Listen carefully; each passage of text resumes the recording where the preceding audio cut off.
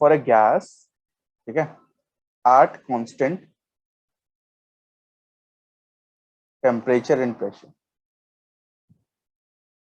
फिलहाल तो हम सभी गैसेस को थर्मोडायनेमिक्स में आइडियल गैस की तरह ही ट्रीट करेंगे। तो अगर किसी भी गैस की बात की जाती है तो उसके लिए PV is equal to NRT का फॉर्मूला लगता है, यस और नो। और क्योंकि हमारे पास टेम्परेचर और प्रेशर कांस्टेंट है तो इसका मतलब हमारे पास जो वॉल्यूम होगा वो डायरेक्टली प्रोपोर्शनल होगा नंबर ऑफ मोल्स के, यस और नो। अगर मैं change in P del PV और चेंज इन डेल एनआरटी निकालना चाहता हूँ, है ना, तो मेरे पास मुझे इतना पता है कि देखो मैं यहाँ पर चेंज कैसे, मतलब मैं यहाँ पर पार्शियल डिफरेंशिएट सॉरी मैं इसका डिफरेंशिएट डेरिवेटिव निकालना चाहता हूँ।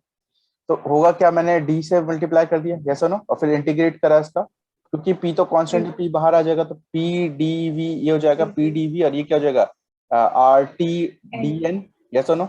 इंटीग्रेशन करूंगा, कंप्लीट इंटीग्रेशन करूंगा तो डेल वी का मेरे पास क्या आ जाएगा, और डेल एन की पूरी वैल्यू आ जाएगी। मतलब क्या, इसकी कंप्लीट वैल्यू क्या होती है, इसकी कंप्लीट वैल्यू वी V1 से लेकर V2 तक होती है और इसकी कंप्लीट वैल्यू N1 से लेकर N2 तक होती है, यस और नो। तो मेरे पास क्या आएगा P V2 माइनस V1, और इसकी वैल्यू क्या आ जाएगी, इसकी वैल्यू आ जाएगी RT into N2 minus N1। Ultimately मैं क्या बोलता हूँ, मैं बोलता हूँ देखो P del V will be equal to RT del N, और यहाँ पर G मतलब गैसीय स्टेट के मॉलिक्यूल्स को ही लिया जाता है हमेशा। तो प्रॉपर जो फॉर्मूला मैं लिखता ना रीअरेंज करके, वो ऐसा होता है del N G R T.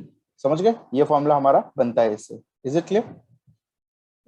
अगर मैं ये वाला फॉर्मूला देखो, मैं ये जो फॉर्मूला निकाला मैंने, मैं इस फॉर्मूले को यूज करना चाहता हूँ, मतलब in the relation between delta H and delta U. So we know that delta H हमारा delta U plus P delta V के बराबर होता है, और अगर हमारे पास प्रेशर कांस्टेंट है तो ये कंडीशन आएगी, और यहीं से मैं फॉर्मूला को चेंज करके delta U plus delta N G R T लिख सकता हूँ। ठीक है, समझ गए? ठीक है, ठीक है। अब इसके ऊपर क्वेश्चंस काफी सिंपल आते हैं। जैसे क्वेश्चन है, सपोज मेरे पास N2 है प्लस 3H2 है, और मेरा कन्वर्ट हो रहा है ये 2NH3 में, और मुझे बोला जाए कि बताओ what will be the relation, what will be the relation between delta H and delta you for above equation. Above equation, तो देखो अबव इक्वेशन की हम बात करते हैं, ऊपर वाली इक्वेशन की बात करते हैं। यहाँ पर रिएक्टेड की साइड 4 मोल्स है और प्रोडक्ट की साइड 2 मोल्स, तो डेल्टा एनजी कितना आएगा, डेल्टा एनजी आएगा, देखो ये सबके सब गैसेज होती हैं, तो सबके सब गैसेज होती है तो 2 minus 4 will be equal to -2, yes और नो। तो डेल्टा एच क्या हो जाएगा, डेल्टा एच हमारा delta H will be equal to delta U minus, देखो एन की वैल्यू कितना आ गया, -2 आया, और फिर आर टी। इस तरीके से हमारा ये रिलेशन आ गया इनके बीच में। Is it clear? इसी टाइप से क्वेश्चन आ सकते हैं। क्लियर? ठीक, ठीक है। तो ये हमारा क्या था, ये हमारा था डेल्टा एच और डेल्टा यू के बीच में रिलेशन फॉर अ गैस। ठीक, ठीक। अब हमारे पास आपको ये चीज तो ये चीज पता होगी कि डेल्टा एच जो है वो कांस्टेंट टेम्परेचर कांस्टेंट प्रेशर पे हम लोग डेल्टा एच को कैलकुलेट करते हैं। मतलब हमने क्या करा है, कांस्टेंट टेम्परेचर पे हमने हीट एनर्जी जब पास करी तो मतलब हीट कंटेंट किसी भी बॉडी का चेंज हो जाएगा, है ना। तो हम ये जानते हैं कि हमारे पास डेल्टा एच जो होता है, ये नोट हमें याद रखना है कि डेल्टा एच जो होता है हमारा, डेल्टा एच जो है वो बराबर होता है क्यू पी के, यस और नो।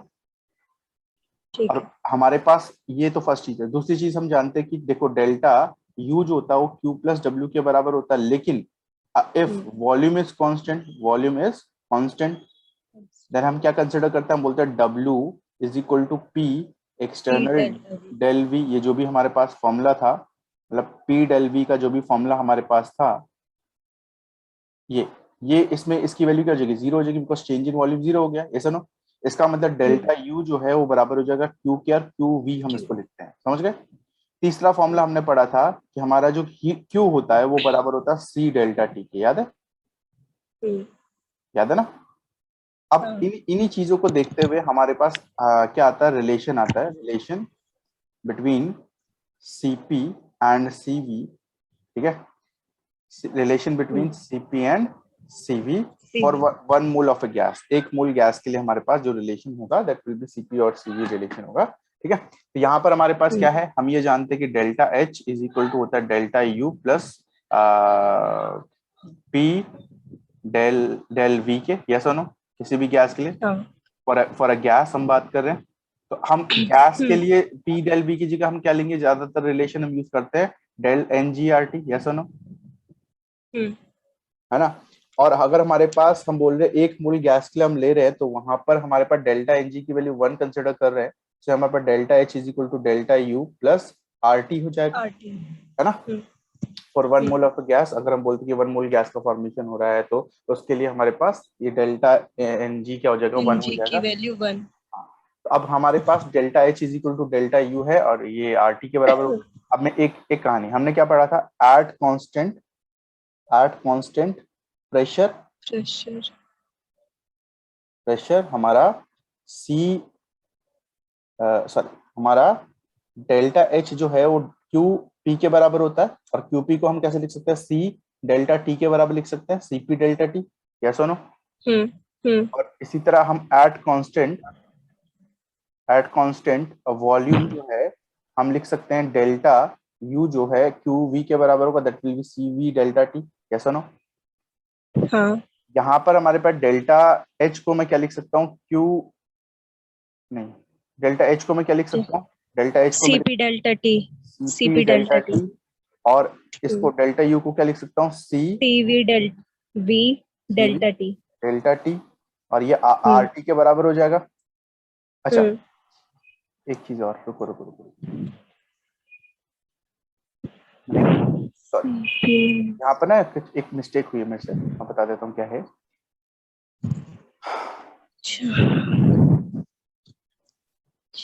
हम्म, हाँ, यहाँ पर पी डेल पीवी होना चाहिए था ना, इनिशियली तो डेल पीवी लिखना चाहिए था मुझे इसको, है ना। तो डेल पीवी हाँ। इनिशियली मेरे पास लिखना चाहिए था। अब क्या होता है कि मेरे पास, जैसे हम बोल रहे हैं कि हमारे पास यहाँ पर देखो प्रेशर कांस्टेंट है, वॉल्यूम कांस्टेंट है, बट टेम्परेचर की हम बात करते हैं।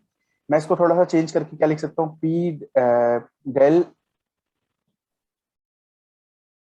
एन आर टी, एक मिनट रुको।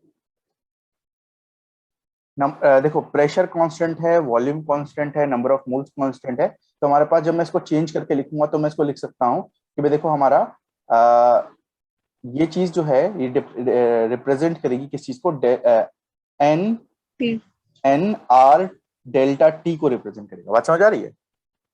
N R डेल्टा T को। हाँ, एन आर डेल्टा टी को ये रिप्रेजेंट करेगा। क्यों ऐसा, क्योंकि देखो हमारे पास प्रेशर वॉल्यूम कांस्टेंट हम लेके चल रहे हैं, और आर की जो हम्म वैल्यू है वो तो कांस्टेंट है ही, तो कहीं ना कहीं हम्म ओवरऑल हमारे पास टेम्परेचर ही है जो कांस्टेंट नहीं है ना।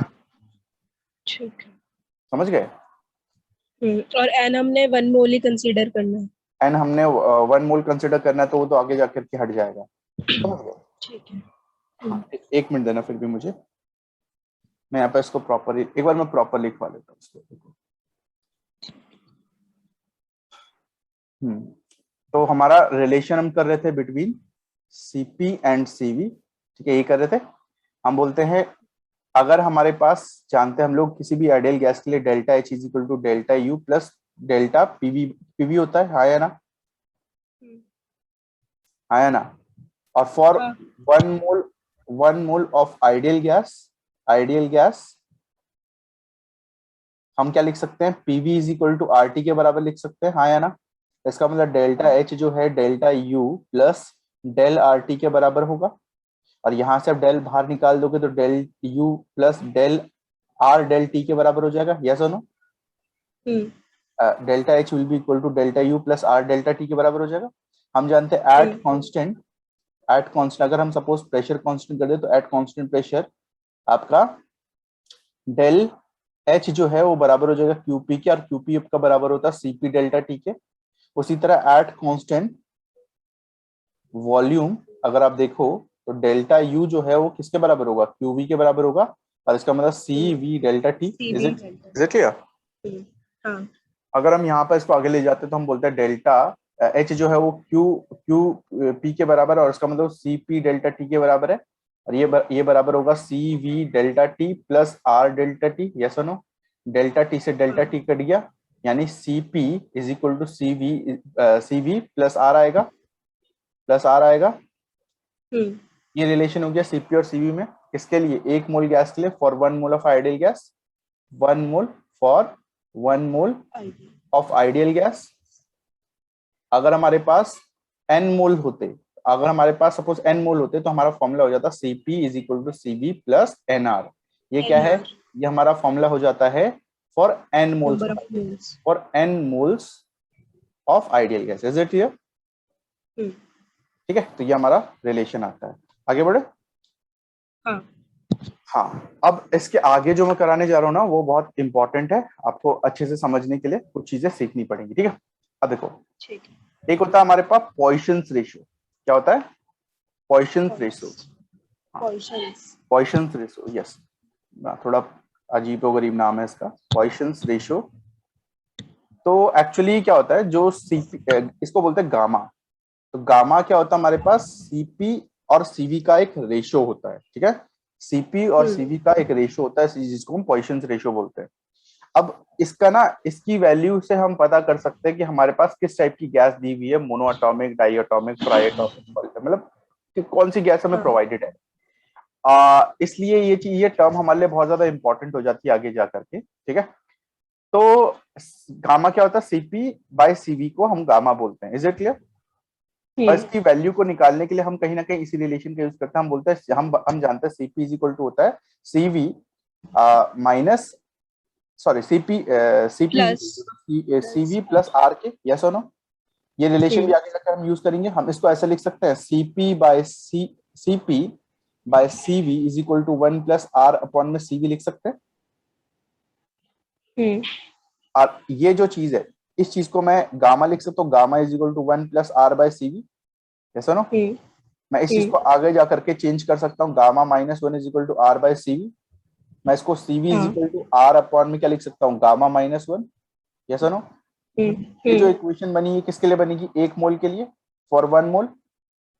ठीक है। है ना? सीवी अगर कैलकुलेट करना तो ये इक्वेशन यूज कर सकता हूँ। दूसरा, सीवी अगर मुझे कैलकुलेट करना है एन मोल्स के लिए, फॉर एन मोल, हमारे पास फॉर्मूला बन जाता है CV will be equal to N R gamma minus 1।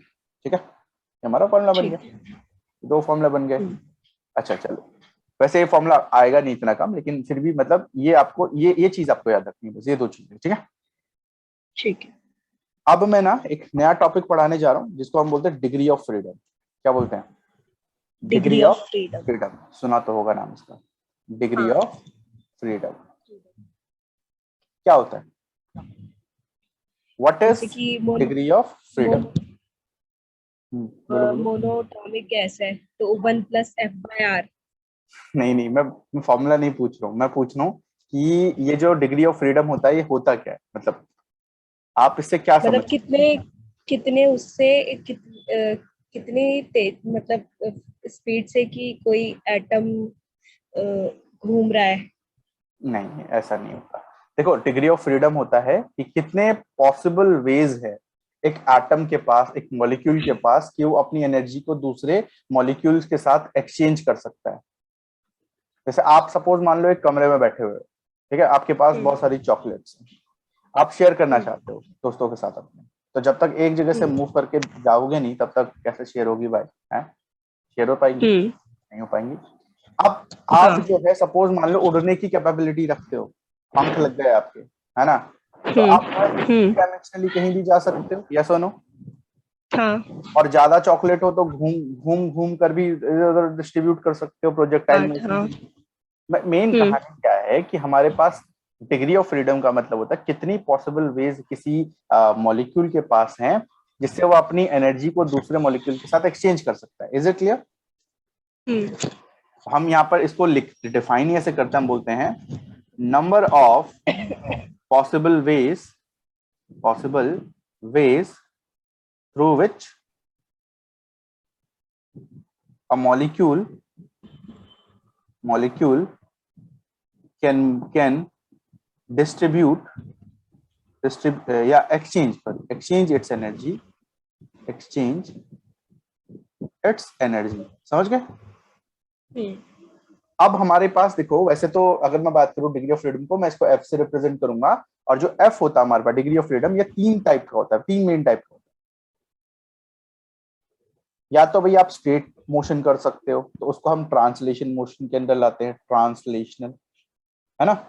या तो आप रोटेट कर सकते हो, स्पिन कर सकते हो, रोटेशनल, है ना। ठीक है। एक होता है वाइब्रेशनल, या तो वाइब्रेट कर सकते हो, बट इसके अंदर कुछ कंडीशन अप्लाइड। देखो ट्रांसलेशनल और रोटेशनल तो देखा जाता है हर जगह, लेकिन वाइब्रेशनल जो है वो कंडीशन पे डिपेंड है, मतलब हाई टेम्परेचर भी देखा जाएगा, है ना।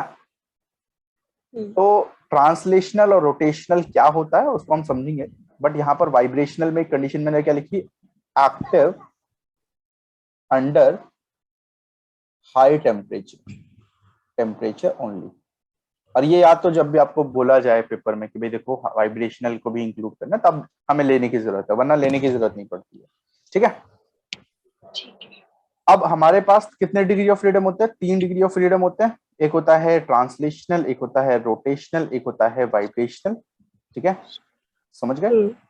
और अगर मुझे मुझे निकालनी है सीवी की value using the degree of freedoms, तो मैं बोलूंगा सीवी होता है हमारा एफ आर बाई टू के। एफ आर बाई टू का जो वैल्यू, मतलब एफ आर बाई टू से जो वैल्यू मुझे मिलेगी वो होगा आपका सीवी। ठीक है।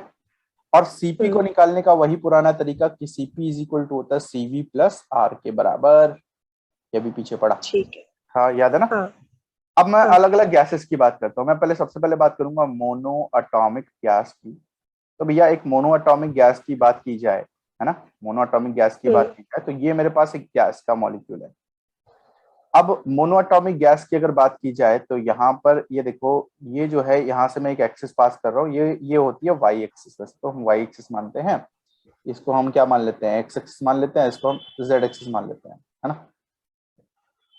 हाउएवर मैंने जब केमिकल बॉन्डिंग कराया था तो उसमें ये उल्टा ऐसे कंसिडर किया था कि ये जेड है, ये एक्स, याद है ना। हाँ। लेकिन फिलहाल मैं अभी नॉर्मल तरीके से मान के चल रहा हूँ, क्योंकि भाई देखो मेरा तो मैथमेटिकल पोर्शन है नहीं, थोड़ा सा हल्का सा। यहाँ पर मैंने एक्स वाई जेड इनको कंसिडर कर लिया। क्लियर, कोई दिक्कत। ये ठीक है। पार्टिकल 3 अलग अलग डायरेक्शन में जा सकता है। 3 अलग अलग डायरेक्शन में जाने के कारण इसकी जो ट्रांसलेशनल एनर्जी होगी, है ना, वो 3 अलग अलग डायरेक्शन में जाने जाने के कारण उसका डिग्री ऑफ फ्रीडम जो होगा वो 3 हो जाएगा। तो अगर मैं ट्रांसलेशनल डिग्री ऑफ फ्रीडम यानी एफ टी की बात करूंगा, एफ टी मतलब translational degree of freedom, F R मतलब रोटेशनल डिग्री ऑफ फ्रीडम, और एफ एफ वी मतलब वाइब्रेशनल डिग्री ऑफ फ्रीडम, तो ट्रांसलेशनल डिग्री ऑफ फ्रीडम कितना होगा? 3 हो जाएगा। Is it clear? अब मॉलिक्यूल ये जो है ये कहाँ वाइब्रेट कर, ये रोटेट कर सकता है क्या? ये हाँ, रोटेट कर सकता है। रोटेशन क्या होता है? अपने मतलब जो एक्सिस है उन्हें रोटेट कर सकता है। तो धरती रोटेट कर रही है, धरती रोटेट कर रही है अपनी एक्सिस में। क्या चीज? धरती जो है वो सन के अराउंड रोटेट करती है कि अपनी एक्सिस पे रोटेट करती है? सन के अराउंड। तो अपनी एक्सिस पे क्या करती है? स्पिन करती है ना। हम्म। अपनी एक्सिस पे स्पिन करने के लिए कंप्लीट स्पिन उसका कब कंप्लीट होता है? 24 आवर्स में। और सन के अराउंड हाँ। उसका जो रोटेशन होता है वो कब कंप्लीट होता है? 365.5 आवर्स एंड समथिंग, है ना, मिनट्स एंड सेकंड्स। लेकिन मेन कहानी क्या है कि हमारे पास रोटेशन हमेशा किसी दूसरे ऑब्जेक्ट के अराउंड किया जाता है। स्पिन, घूमना, तो घूमने का काम तो हम अपने एक्सेस, मतलब आप घूमने को तो खुद भी घूम सकते हो, लेकिन किसी के चक्कर काटना वो अलग चीज है ना। Is there any difference between rotation and spin? ठीक है। मैं पूछ रहा हूँ है या नहीं है, ठीक क्या है। अच्छा, मुझे लगा हाँ, तो यहाँ पर ये जो मोनोएटॉमिक स्पीशीज होती है अपने अराउंड क्या करती है? स्पिन करती है। इलेक्ट्रॉन, प्रोटॉन, ये जैसे स्पीशीज होती है स्पिन करते हैं पहले, और फिर जैसे इलेक्ट्रॉन होता है तो वो न्यूक्लियस के अराउंड रिवॉल्व भी करता है। तो बेसिकली क्या अभी यहाँ पे स्पिन कर रहा है। एक मोनोएटॉमिक स्पीशीज क्या कर रही है? सिर्फ स्पिन कर रही है, no rotation, only spin, spin but no rotation, rotation का मतलब किसी का चक्कर थोड़ी काट रहा है। यस और नो? हमारे पास यहाँ पर एफ आर जो है वो क्या हो जाता है? 0 हो जाता है ना। समझ गए? ठीक है। अब मेरे पास अगर ये सब चीजें मैंने देख ली तो मुझे इतना पता चल गया कि मेरे पास टोटल डिग्री ऑफ फ्रीडम जो है, टोटल, ये क्या हो जाएगा? ये एफ आर प्लस एफ नहीं, एफ टी एफ टी मतलब trans plus rotational plus vibrational के बराबर होगा। बट मैं क्यों वाइब्रेशनल को नहीं ले रहा हूँ, क्योंकि यहाँ पर बोला नहीं गया हाई टेम्परेचर है ना, तो यहाँ पर सिर्फ और सिर्फ मैं दो चीजों को काउंट कर रहा हूँ। तो ट्रांसलेशनल डिग्री ऑफ फ्रीडम है 3 और ये कितना है 0 है, यस और नो। इसका मतलब एफ टोटल कितना आ गया, एफ मैं सिंपली इसको एफ लिख देता हूँ, टोटल भी लिखने की जरूरत नहीं मुझे, एफ लिख देता हूँ मैं खाली। एफ कितना आ गया, एफ इज इक्वल टू आ गया 3, यस और नो। सीवी कितना होगा, सीवी आपका हो जाएगा एफ आर बाय 2 मतलब 3 आर बाय 2, यस और नो। तो हम ऐसे भी लिखते हैं 3 बाय 2 आर, यस और नो। सी कितना हो जाएगा, सीपी हो जाएगा सीवी प्लस आर, यानी सीवी कितना था, सीवी आपका 3 बाय 2 आर था, और इसमें आर ऐड कर दो, कितना आ जाएगा ये आ जाएगा 3 प्लस 5 बाय 2 आर, यस और नो। यहाँ से गामा आएगा कुछ ना कुछ, पॉइसंस रेशियो आएगा, क्या आएगा 5 by 2 R by 3 by 2 R, कितना हो जाएगा 5 बाय 3 हो जाएगा, इसकी वैल्यू 1.66। इज इट क्लियर, समझ आता है कुछ या नहीं आता, बोलो। ठीक है आगे बढ़े। अब आते हैं डाई एटॉमिक मॉलिक्यूल के केस में। डाई एटॉमिक केस में, अच्छा डाई एटॉमिक मॉलिक्यूल मतलब दो एटम आपस में कनेक्टेड होंगे कुछ इस तरीके से, है ना। अब अगर मैं सपोज मान लो कि इससे कंसिडर करता हूँ, ये मेरे पास डाई एटॉमिक मॉलिक्यूल है और मैं यहाँ से कंसिडर कर रहा हूँ कि मेरा ये डाई एटॉमिक मॉलिक्यूल है, ये अलग अलग एक्सिस में मूव कर सकता है, यहाँ जा सकता है, यहाँ जा सकता है, यहाँ जा सकता है ना। 3 अलग अलग डायरेक्ट पॉसिबल वेज हो सकती है, इधर मूव कर सकता है, इधर मूव कर सकता है, इधर मूव कर सकता है, यस और नो। अब मेरे पास यहाँ पर कितने ट्रांसलेशनल डिग्री ऑफ फ्रीडम है इसके पास, 3 और 3 ही रहेंगे। और रोटेशन की चेक करते हैं, रोटेशन का चेक करते हैं, मैंने अभी बोला नहीं रोटेशन का भी दुख हो जरा, रोटेशन का चेक करो पहले। अच्छा एक बताओ, अगर मैं इसको एज ए एक्सिस मान रहा हूँ, अगर मैं इसको एज ए एक्सिस मान रहा हूँ, है ना, तो ये जो एटम है ये गोल गोल घूमेगा, यस और नो, यस और नो। अगर मैं ये जो है ना, ये यहाँ से इस एटम को मान रहा हूँ कि इस एटम के अराउंड रोटेशन हो रहा है, इस एटम के अराउंड रोटेशन हो रहा है, तो मैं क्या बोलूंगा, मैं बोलूंगा कि ये जो दूसरा एटम है ये इसके अराउंड रोटेट कर रहा होगा, रिवॉल्व कर रहा होगा, यस और नो, है ना। एक तो ये हो गया। अच्छा दूसरा हमारे पास क्या हो सकता है, दूसरा क्या हो सकता है बताओ, रोटेशन का तरीका। एक इसकी साइड घूमेगा, हाँ, और एक ऊपर से नीचे वर्टिकली भी, मतलब हॉरिजॉन्टली भी होगा, वर्टिकली भी घूम सकता है। ऐसे कंसिडर करूं, ये ऐसे कंसिडर करूं कि दूसरी एक्सिस के अलग, मतलब पहले मैंने वाई एक्सिस कंसिडर किया फिर जेड एक्सिस किया, तो वहां पर भी कहीं ना कहीं रोटेशन हो रहा है ना, रोटेशन हो रहा नहीं हो रहा है। अच्छा दो डायरेक्शंस में रोटेशन पॉसिबल हो रहा है, लेकिन लेकिन लेकिन अगर मैं इस एक्सिस के अलोंग कंसिडर करूं, इस एक्सिस के अलोंग मतलब एक्स एक्सिस के अलोंग, एक्स एक्सिस के अलोंग क्या रोटेशन आपको दिख रहा है बताओ।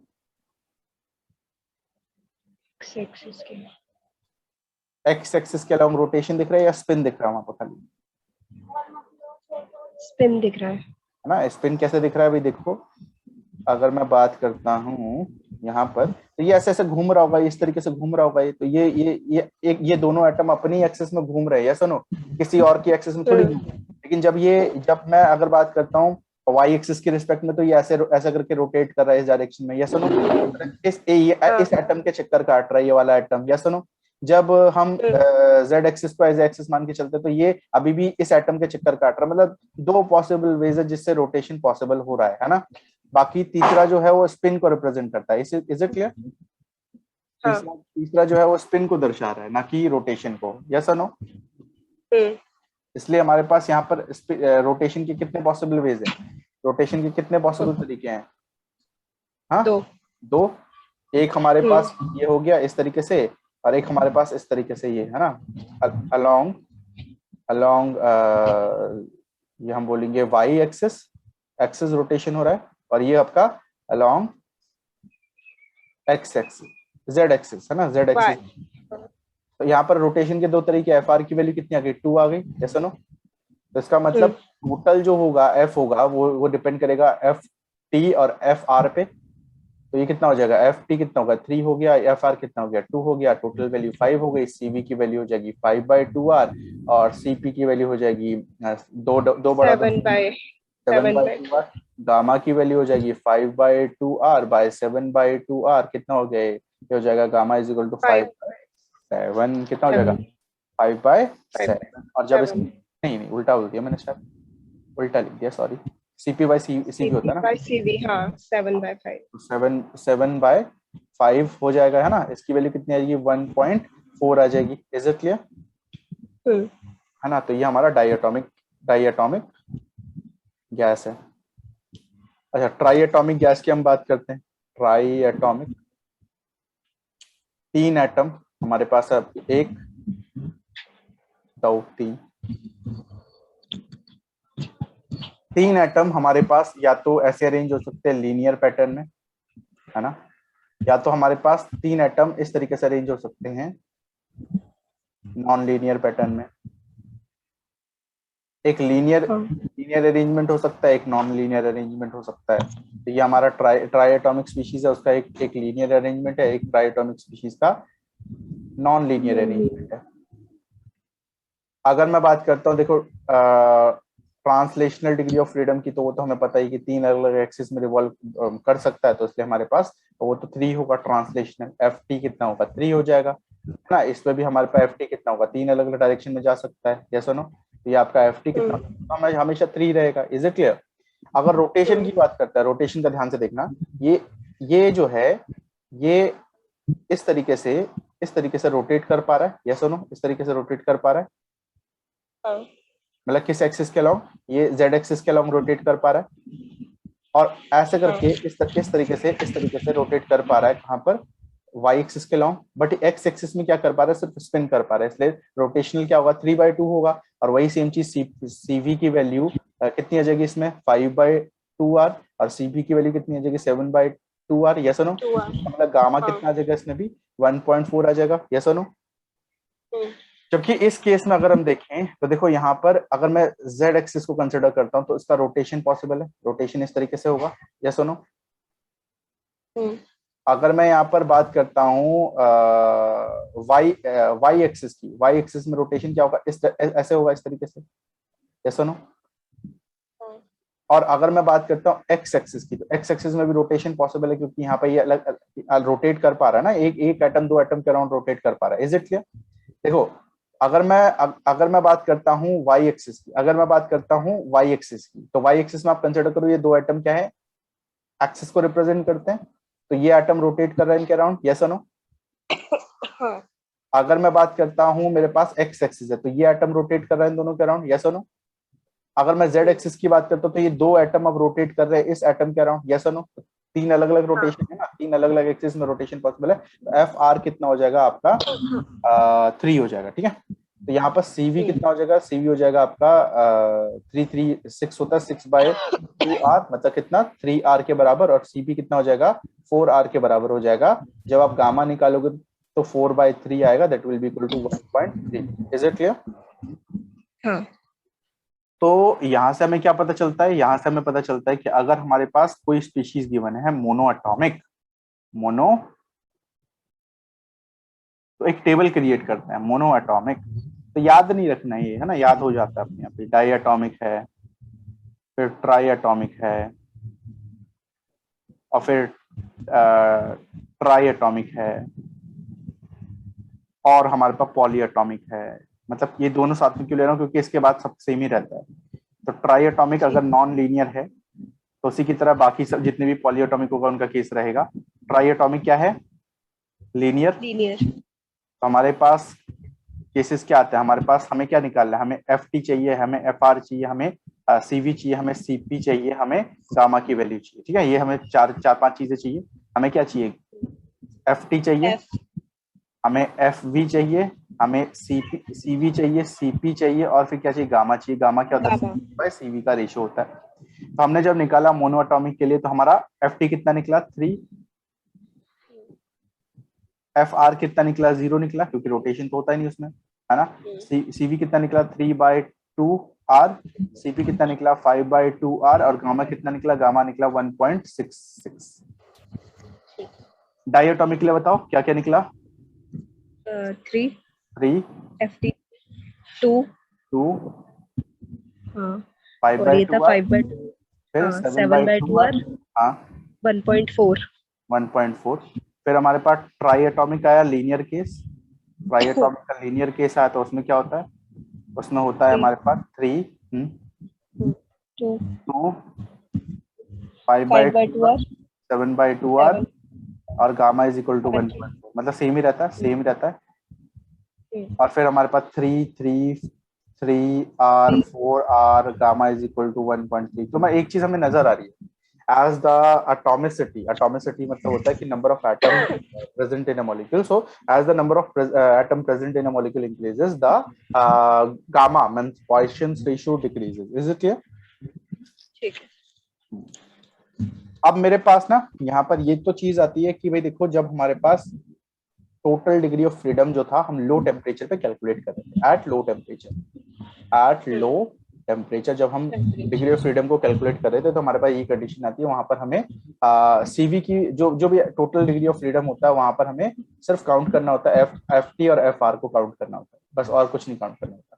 लेकिन अगर हाई टेम्परेचर की बात करते हैं तो हमें एक और चीज को काउंट करना पड़ेगा, वो है वाइब्रेशनल डिग्री ऑफ फ्रीडम, है ना। लेकिन उस चीज को समझने के लिए हमें एक और लॉ समझना पड़ेगा, उसको बोलते हैं law of equipartition of energy, law of equipartition of energy इसका मतलब क्या है, बोलता है कि according to this kinetic energy जो होती है वो इक्वली डिवाइडेड होती है हर एक डिग्री ऑफ फ्रीडम, समझ गए। बोलता है according to this law kinetic energy, average kinetic energy, जो हमारी एवरेज काइनेटिक एनर्जी होती है ना, जो हमने बात करी थी, average kinetic energy of a gas, क्योंकि गैस के अंदर कई सारे मॉलिक्यूल्स प्रेजेंट है ना, इज इक्वली डिस्ट्रीब्यूटेड, है ना, in different degrees of freedom। Degree of freedom, जैसे जैसे जैसे अगर हम बात करते हैं एवरेज ट्रांसलेशनल काइनेटिक एनर्जी की, सपोज मैं बात करता हूँ एवरेज ट्रांसलेशनल काइनेटिक एनर्जी, तो ट्रांसलेशनल एनर्जी क्या होती है, अलग अलग एक्सिस के अलग अलग होती है ना। एक एक्सिस के लिए हमारे पास देखो, हमारे पास एवरेज, जैसे एग्जांपल के तौर पर मैं बोलूं average translational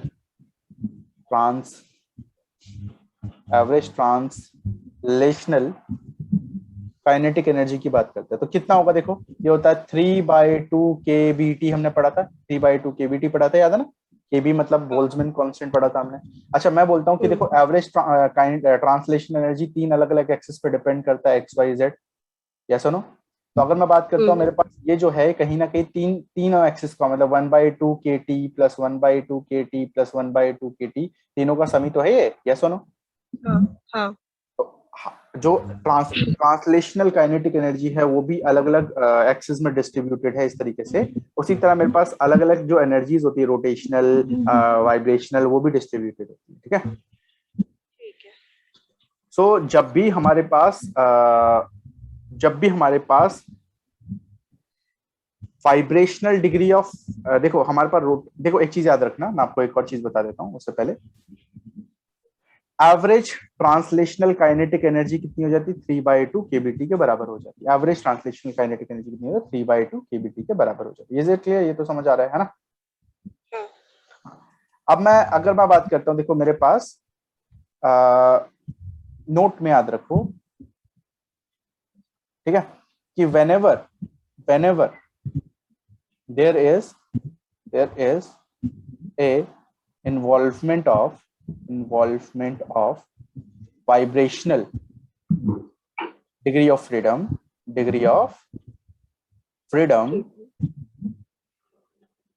its contribution to, ठीक है, kinetic energy is kT, not half kT। इसका जो कंट्रीब्यूशन होगा उसको kT कंसिडर किया जाएगा, हाफ kT कंसिडर नहीं किया जाएगा। क्यों भाई हाफ kT क्यों नहीं कंसिडर करे, kT क्यों कंसिडर करे। देखो आप एक बात बताओ, वाइब्रेशन में क्या होता है, टू एंड फ्रो मोशन होता है, मतलब देखो अगर हम बात करते हैं एक एसएचएम सिंपल हार्मोनिक मोशन की, तो पहले ऑब्जेक्ट आगे गया, फिर वापस अपनी ओरिजिनल पोजीशन पे आया, फिर इधर गया, फिर वापस तो एक कंप्लीट जो है, एक कंप्लीट इसका मोशन कब कंसिडर किया जाएगा भाई? देखो जब ये अब हमारे पास जब ये अपनी पोजीशन से मूव करके एक एक्सट्रीम पोजीशन पे गया, फिर वापस लौट के आया, तो इसका हाफ मोशन है, यस और नो? मतलब इसका हाफ जर्नी खत्म हुई है, तो यहाँ तक इसकी जो एनर्जी होगी देखिए दैट विल बी हाफ केटी, फिर वापस जाएगा दूसरी डायरेक्शन में, वापस अपनी ओरिजिनल पोजीशन पे, हाफ केटी हो गया। टोटल जो है, टोटल जो इसका हाँ मतलब एनर्जी होगा, जो कंट्रीब्यूशन होगा that will be KT, yes और नो? समझ आती है बात? तो हम बोलते हैं जब हम एसएचएम की बात करते हैं, सिंपल हार्मोनिक मोशन की बात करते हैं, तो वहां पर दो हाफ साइकिल्स का जो कंट्रीब्यूशन होता है वो हाफ केटी के बराबर होता है। तो पूरी जो फुल साइकिल होगी जो उसका कंट्रीब्यूशन होगा that will be KT. Is it clear? समझ गए ना? तो कंट्रीब्यूशन जो है, contribution of each rotational each translational and rotational degree of freedom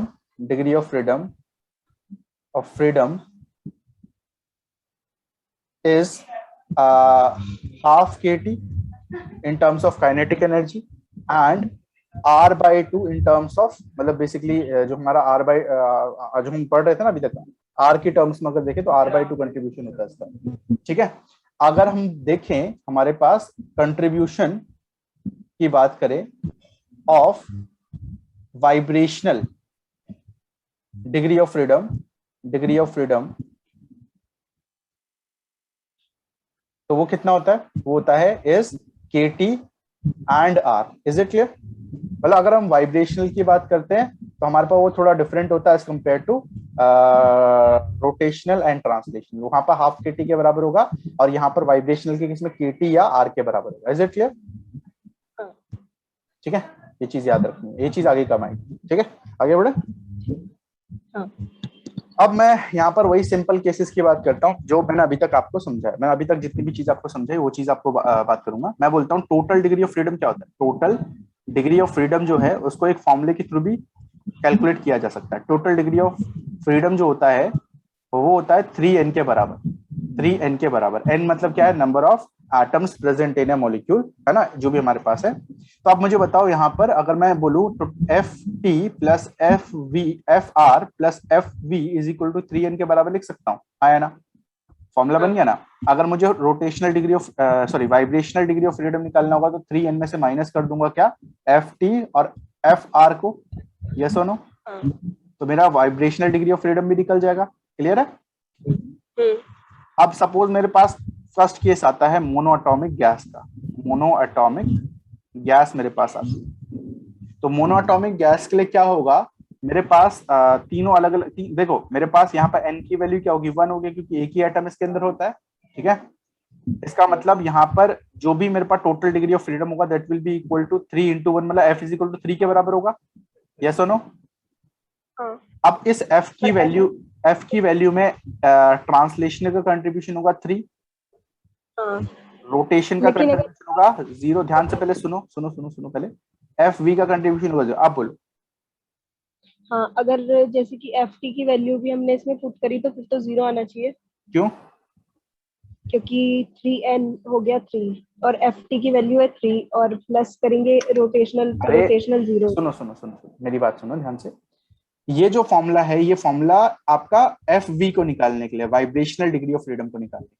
ये टोटल डिग्री ऑफ फ्रीडम को निकालने का फॉर्मूला नहीं बताया मैंने। टोटल डिग्री ऑफ फ्रीडम तो हमेशा 3 के बराबर आएगा। समझ गई बात? नहीं है बात समझ? हाँ। अगर मैं टोटल डिग्री ऑफ फ्रीडम कितना आ रहा है यहाँ पर, मैंने कैलकुलेट किया, इसकी मैं n की वैल्यू पुट करी, n की वैल्यू 1 आई, तो यहाँ पर क्या आएगा? 3 आएगा। यस और नो? तो यहाँ पर हमें पता है कि ट्रांसलेशनल डिग्री ऑफ फ्रीडम तो हमेशा 3 रहता है ना, तो चेंज नहीं होता कभी भी। यस और नो? तो अब रोटेशन और वाइब्रेशनल 0 ही रहेगा। क्यों? क्योंकि भाई इनका कोई कंट्रीब्यूशन थोड़ी माना जाएगा, क्योंकि भाई 3 तो वैल्यू अचीव की जा चुकी है ना। यस और नो? ठीक है। तो मोनोएटॉमिक गैस के लिए चाहे वो लो टेम्परेचर हो हाई टेम्परेचर हो, उसके लिए वहां पर वाइब्रेशन की कोई भी गिनती नहीं होती है, ना? समझ गए? इसका मतलब इसके लिए हमारे पास Cp की वैल्यू सेम रहेगी 3/2r, और Cv की वैल्यू कितनी रहेगी 5, सॉरी Cv की वैल्यू रहेगी, Cv की वैल्यू रहेगी कितनी 3/2r, Cp की वैल्यू रहेगी 5/2r, और गामा की वैल्यू कितनी रहेगी 5/3। समझ गए? आई बात समझ या नहीं आई? आगे। आ गई। चलो सेकंड क्वेश्चन मेरा आपके लिए, डाई एटॉमिक गैस है मेरे पास, डाई एटॉमिक हमारे पास गैस है, एन की वैल्यू क्या होगी 2 होगी, हमारे पास एफ जो है वो किसके बराबर होगा 3 × n, मतलब 6 के बराबर होगा। अगर एफ की वैल्यू 6 के बराबर है तो इसका मतलब कंट्रीब्यूशन ऑफ एफ टी का कंट्रीब्यूशन कितना है 3 होगा, एफ आर का कंट्रीब्यूशन कितना है 2 होगा, और एफ वी का कंट्रीब्यूशन कितना है 1 होगा। अब ये चीज कहां से आई, मैंने अभी पीछे तो समझाई थी, ये पीछे समझाया था ना, ये दोनों तो, और बाकी बचा हुआ क्या एफ वी है तो वो 1 ही हो जाएगा। यस और नो? नहीं समझे? एफ टी का कंट्रीब्यूशन और एफ आर और फिर एफ टी, ठीक है। समझ गए ना? तो यहाँ पर हमारे पास अगर मैं टोटल डिग्री ऑफ फ्रीडम की बात कर रहा हूँ वो कितना आ रहा है 6 आ रहा है ना? यहाँ पर टोटल डिग्री ऑफ फ्रीडम कितना आ रहा है 6 आ रहा है, ठीक है। यहाँ पर अगर मैं बात करता हूँ इसका कंट्रीब्यूशन कितना होगा, इसका कंट्रीब्यूशन कितना होगा 3 हो गया। इसका कंट्रीब्यूशन मतलब सीवी में कितना कंट्रीब्यूशन होगा 3r/2। Yes no?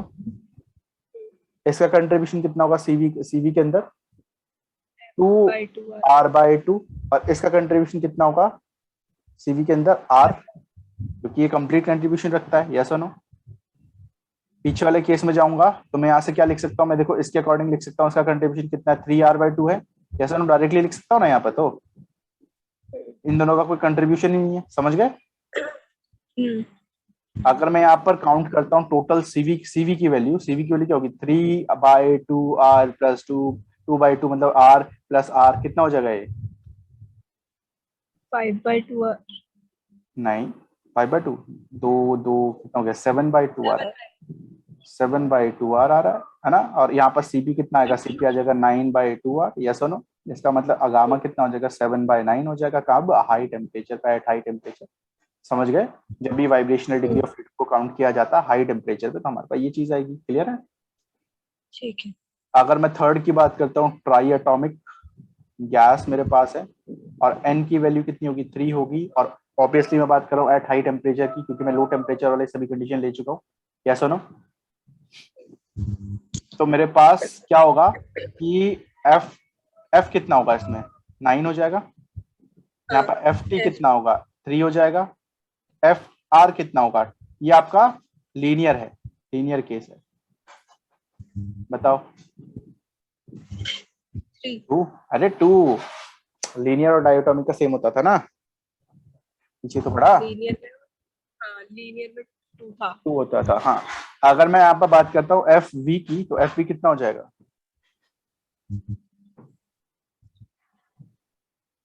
काउंट करो, 9 में से 5 माइनस करो, कितना आएगा 4 आएगा। इसका कंट्रीब्यूशन सीवी में कितना होगा 3/2r, इसका कितना कंट्रीब्यूशन होगा 2/2r, इसका कंट्रीब्यूशन कितना होगा सीवी में 4r। ऐसा नो?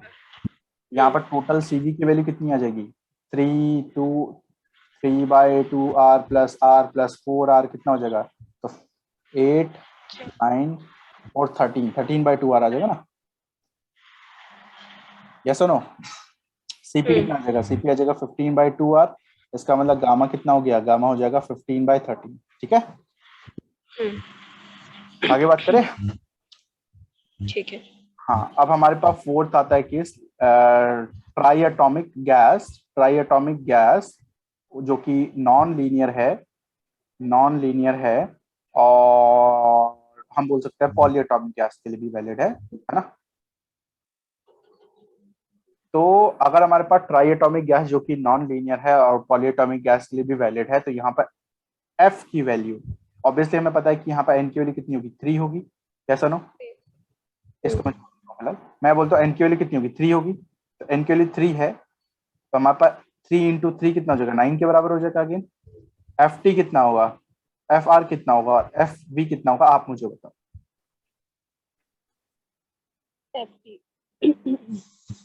FT 3 होगा। FT 3 3 होगा, FR 3 होगा, 3 होगा। ये जगह 3, इसका कंट्रीब्यूशन CV के अंदर कितना होगा, 3/2R। इसका कंट्रीब्यूशन कितना होगा CV के अंदर, 3/2R। और इसका कंट्रीब्यूशन कितना होगा CV के अंदर, 3R। समझ गया। तो यहाँ से CV की वैल्यू कितनी आएगी, 3/2, 3/2 कितना हो जाएगा, 3 हो जाएगा। 3 + 9 कितना आ जाएगा, 6R के बराबर आ जाएगा। यस नो, पक्का देख लो। हाँ अब यहाँ पर हमारे पास CV कितना आ जाएगा, 7R के बराबर आ जाएगा। गामा कितना हो जाएगा, 7/6 हो जाएगा। क्लियर है। अब देखो इतनी चीजें हमें वैसे याद रहने वाली है नहीं, तो इसलिए हम एक बार टेबल बना के उस चीज को एक बार समराइज कर देंगे। ठीक है। मैंने क्या करा था, मैंने यहाँ पर मोनो एटॉमिक गैस के बारे में पढ़ा था, मोनो एटॉमिक। फिर क्या पढ़ा था, डाई एटॉमिक। फिर क्या पढ़ा था, ट्राई एटॉमिक। और उसमें भी 2 केस पढ़े थे, एक पढ़ा था लीनियर और एक पढ़ा था नॉन लीनियर। ठीक है, समझ गए बातें। ये हमारे पास है, ये हमारे पास, अरे ये क्या हो गया, ये हमारे पास है, ये हमारे पास है, इस तरीके से। अच्छा जी, चलो हम बात करेंगे इसके बारे में। पहले 1 मिनट देना मुझे। ये जो भी हम यहाँ पर मेजरमेंट कर रहे हैं किस पे हो रहा है, हाई टेम्परेचर पे हो रहा है। At high temperature, at high temperature, क्योंकि वाइब्रेशन को तो वहीं पर काउंट किया जाता है ना। हमारे पास जो वाइब्रेशनल डिग्री ऑफ फ्रीडम होगा, और उसको कैलकुलेट करने के लिए आपको n में से माइनस करना पड़ेगा क्या, FT एंड FR को। ये बताया था मैंने, यस और नो। बस अब आते हैं वापस अपनी काउंटिंग पे। तो हमें सबसे पहले निकालना है n कितना होगा। यहाँ पर इसकी n की वैल्यू 1 होगी, यहाँ पर n की वैल्यू 2 होगी, यहाँ पर n की सॉरी n नहीं निकालना है, सॉरी मेरी गलती। यहाँ पर n = 3 है, n = 3 है यहाँ पर। तो यहाँ पर हमें टोटल डिग्री ऑफ फ्रीडम निकालना है, जैसे दैट इज F। तो टोटल डिग्री ऑफ फ्रीडम इस केस में कितना होगा, 3 होगा। इस केस में 6 होगा, इस केस में 9 होगा, इस केस में 9 होगा। हाँ या ना। अच्छा, मेरे पास टोटल डिग्री ऑफ फ्रीडम तो आ गया भाई। देखो 3, 6, 9, 9। अगर मैं आपसे बोलूं मेरे पास FT कितना होगा, FV कितना, FR कितना होगा, FB कितना होगा, बता सकते हो। 3, वो तो हमेशा 3 रहेगा, ये तो हमेशा 3 रहेगा। Yes no. और इस केस में 0 रहता है रोटेशन, इस केस में 2 रहता है, इस केस में 3 रहता है, इस केस में 3 रहेगा। नहीं नहीं नहीं, ये गलती हो गई, यहाँ पर 2 रहेगा, याद है ना। हाँ 2 और फिर 4। अब फिर वाइब्रेशनल की बात करते हैं, तो जो भी को काउंट करना है, टोटल 3 लेके आना है, तो टोटल 3 लेके आना 0, यहाँ पर टोटल 6 लेके आना तो 1, यहाँ पर टोटल 9 लेके आना तो 5, यहाँ नहीं 4 और यहाँ पर 3 लेके आना है, तो यहाँ पर इस तरीके से ये मैच हो जाएंगे। क्लियर है। अगर हम बात करते हैं CV की वैल्यू की, तो देखो टोटल हमारे पास कितना हो गया, 3/2R है ना। आप ना इसको ऐसे नहीं कर सकते हो, यहाँ पर आप इसको ऐसे नहीं कर सकते हो, 3 + 2 + 1, तो ये हो गया 6 और 6/2 और कर दो 3R, तो 3R ऐसे आप कर दोगे, गलत हो जाएगा। बताया था मैंने अभी, तो वाइब्रेशनल का कंट्रीब्यूशन कंप्लीट होता है। यस और नो, समझ गए। ठीक है, तो 3 + 3/2R + 2/2R कितना हो जाएगा, 5/2 हो जाएगा। 5/2 + 1 = 7/2R हो जाएगा, 7/2R हो जाएगा। ये काउंट करो जरा, 3/2 + 2/2 मतलब 5/2 + 4, तो 4 2 8, 8 + 5 कितना होता है, 13, 13/2R हो गया। 3 3 6, तो यहाँ पर 6R हो जाएगा ना, ये तो हमने पढ़ा था अभी। CP कितना हो जाएगा, 5/2R, 9/2R, 15/2R, और आपका कितना था 7R। गामा क्या हो जाएगा, 5/3, 9/7, 15/13 और 7/6। ठीक है, क्लियर है। यहाँ तक समझ आया कुछ। बोलो बोलो बोलो। आ गया। ठीक है, तुम्हारा माइक अब जा रहा है धीरे धीरे। क्या हुआ, नेटवर्क इशू शायद हो। ठीक है, बस खत्म कर रहा हूँ मैं, ज्यादा कुछ नहीं बचा हुआ। एक लास्ट टॉपिक बचा हुआ है, zeroth law of thermodynamics. Zeroth law of thermodynamics.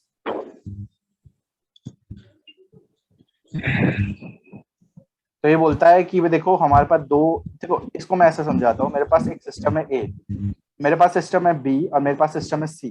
बोलता है ए जो है एक इक्विलिब्रियम मेंटेन कर रहा है, थर्मल इक्विलिब्रियम विद बी। ए जो है थर्मल इक्विलिब्रियम मेंटेन कर रहा है विद सी, मतलब ए जो है वो ए का टेम्परेचर जितना उतना ही बी का टेम्परेचर है, ए का जितना टेम्परेचर उतना सी का टेम्परेचर है। तो ऑब्वियसली बी और सी का भी सेम ही टेम्परेचर, बी और सी भी सेम ही टेम्परेचर पे होंगे, सेम ही उनका है ना टेम्परेचर होगा। हाँ। तो हम ऐसा बोलते हैं कि देखो अगर हमारे पास दो सिस्टम, मतलब एक सिस्टम दो अलग अलग सिस्टम के साथ थर्मल इक्विलिब्रियम में है, तो वो दो अलग अलग सिस्टम भी एक दूसरे के साथ थर्मल इक्विलिब्रियम में होंगे, यही जरूरत है थर्मोडायनेमिक्स है। लिखो स्टेटमेंट। ठीक। बोलता है if if A system if a system If a system is in is in system, if a system if a system if a system ठीक है, a system A is in thermal is equilibrium with two other systems system to other B system and C है ना, B and C, B and C, then B and C are also in thermal equilibrium